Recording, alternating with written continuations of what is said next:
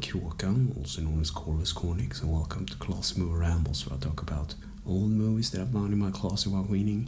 This week's movie is Chernobyl, a 5-part miniseries, and the one that I'll be talking about is the third part, which is called Open Wide Earth, and it's about 1 hour and 1 minute long. And the episode starts with 3 guys in radiation suits down in a water tank with lots of pipes and valves, and it's flooded. And their Geiger counters are going crazy because the place is filled with radiation. And cutting to top side where Chernobyl, Boris, and this other guy, Lagasso, are sitting with the military. And Boris asks Lagasso if the guys down there are already dead from the radiation, and it's a possibility at this point. So cutting back to the top side, and the guys arrive safe and sound, so they manage to flood the area so they can stop the radiation and nuclear thing to spread even further. And then cutting to a hospital 4 days later from the disaster, when a woman is trying to get to her husband, which was one of the firefighters from the earlier episodes, and he was actually in direct contact with the radiation in the first place.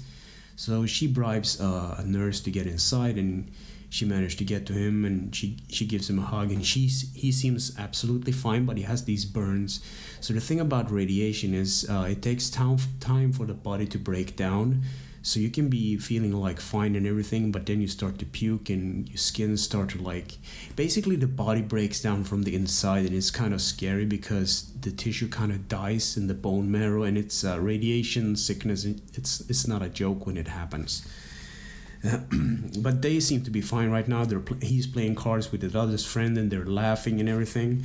And then cutting back to the site, there's some helicopters and action going on, and they're arguing about this plan on how they're supposed to make this thing going under lockdown. And Lagasso explains to them that the worst part is not over, because now the meltdown starts, and that is not good because now the nuclear fuel and everything in the reactor is burning, and it's not a good thing. So, yeah.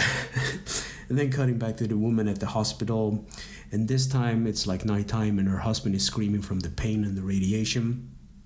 And later Boris has to report to his higher-ups about the situation, so they go to a meeting. And I thought this is kind of dark humor, right? So Lagasso explains to the higher-ups that they will need liquid nitrogen to cool down the plate which is under the nuclear reactor, right? So how much do you need? And he says we need all the liquid nitrogen in the whole Soviet Union. Okay, it's done. It's whatever you need, you have it. You stop this thing. And I thought it's a dark humor kind of thing. So then what happens is that Lagasso and Boris go for a walk, and Boris asks him plain out, because they've been in Chernobyl and Pripyat for a long time at this point, and he asks him how the radiation affects the body. And Lagasso tells him that, well, we probably die from this, or we will die eventually, but we probably get cancer from this. And yet again, more dark humor. And then cutting to Lagasso actually goes to a hotel to see one of his colleagues, and he has a shot of vodka, and he talks to her, and they both ran the numbers and everything, and it doesn't add up, because a nuclear reactor wouldn't just explode, because that's what happened, and radiation and fallout is all over the place. So she has to go to a hospital because he has to be on top side, dealing with the disaster at hand. But she has to go to interview the crew that was in the reactor control room when all this happened in the first place. And then cutting to a businessman arriving in a coal mine in Tula, and he's supposed to recruit these miners to dig a tunnel under the reactor in Chernobyl and place the liquid nitrogen cooler there. So the funny thing about these miners are that they are raw and they're honest, so they accept the deal, and they just pat the guy on his shoulder, and his nice suit gets all ruined because their hands are filled with coals. And then cutting to the woman at the hospital again, and it's kind of a sad situation. He's blistered, but he's calmed down, and he's laying in his bed, and they're talking. And at this point, it's more or less obvious that he's gonna die. And then cutting to the miners arriving at Chernobyl to talk to Lagasso and Boris, and it's a funny scene where he barges into their office and he takes a smoke from Lagasso and he just takes the whole package and stuffs it down his chest pocket, and he doesn't want to stay there a minute longer, so he just starts digging right away. And then cutting to the Lagasso's colleague, she is interviewing Leonid at this hospital, and he's very close to dying as well. And it's a really cool makeup effect. It's like you can see through his skin with all the veins and stuff, and he doesn't look too well. And then cutting to the other woman at the hospital with her husband, and it's like everyone is dying at this point, and it's really like it's a really bad situation. And she defies the nurse's order. She's not even supposed to be there because she bribed her way in, and she refuses the orders, and she goes between the protective plastics and everything, goes to touch his hand, and she basically tells him that she's pregnant. And then cutting to Lagasso and Boris having a drink, and they get informed that the miners are up to something, and it's kind of a funny scene where they actually asked for fans because in the tunnels beneath the reactor is like 50 degrees Celsius, which is super hot. And they didn't get that, so what they were doing is that they walked in there like naked and started digging. It's like, and this guy comes up to talk to them. Everything is dangling around, and he doesn't care. He says like, I was born this way, and this is how my grandfather digged, and this is how we're gonna do it. You didn't give me fans, so this is what you get, man. Kind of funny scene.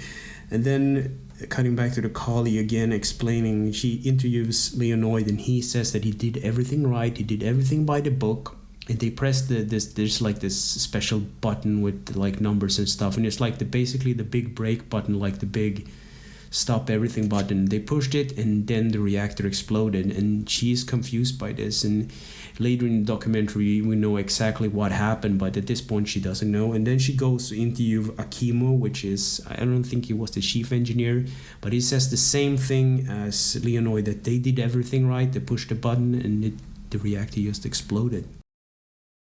So Lagasso's colleague gets captured by the KGB because she is doing something undercover.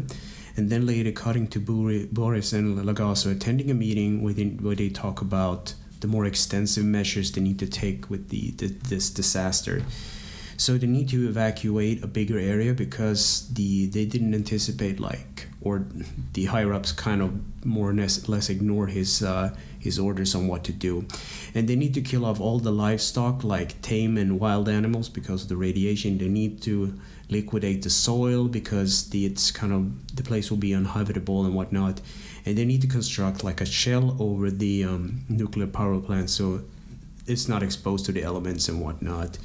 And then after the meeting, Lagasso confronts the chairman of the KGB and he basically tells him outright that, well, I need my colleague back because otherwise I can't fix this thing. She helps me, I need her. And then the KGB guy, the chairman says, well, it's done. So there's this thing about the Soviet Union and the Russian system where everybody's watching everybody. So the chairman does this so brilliantly. He's like, he points out the guys that is following him, like two guys. And he says like, well, it's done now, but now you have to watch your colleague. Now you have to watch her. And it's like this, you are watching me, I'm watching you, and all this like a step by step. And then the military goes to the nearby cities to inform the people that they need to be evacuated. And the firefighter's wife watches her husband get buried under the earth. And it also get the graves. There's like a mass grave with coffins, and the coffins are put into metal coffins, and the grave is filled with concrete, so due to the radiation.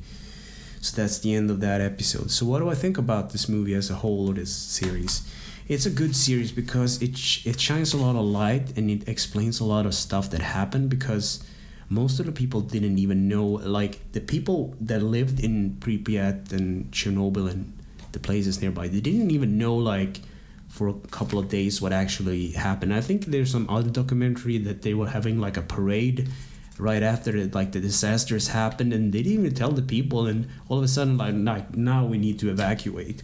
And it's kind of crazy because I was born 4 days after the disaster, And my mom was so worried about the nuclear fallout and what it would do to like kids, because we didn't know this stuff back then, what happened to the body. And I mean, if you get exposed to like radiation and high dosage of that, you probably get cancer, but to a kid you didn't know. So she was scared about it, and the winds were carrying the fallout over the Baltic Sea, I think it's called.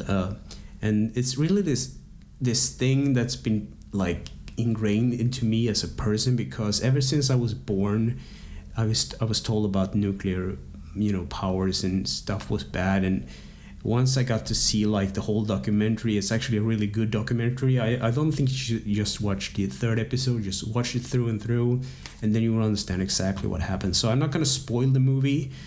Just watch the series. I think it's on HBO, so I have the DVD thingy, but it's on HBO. So anyway, thanks for listening and or watching, and take care.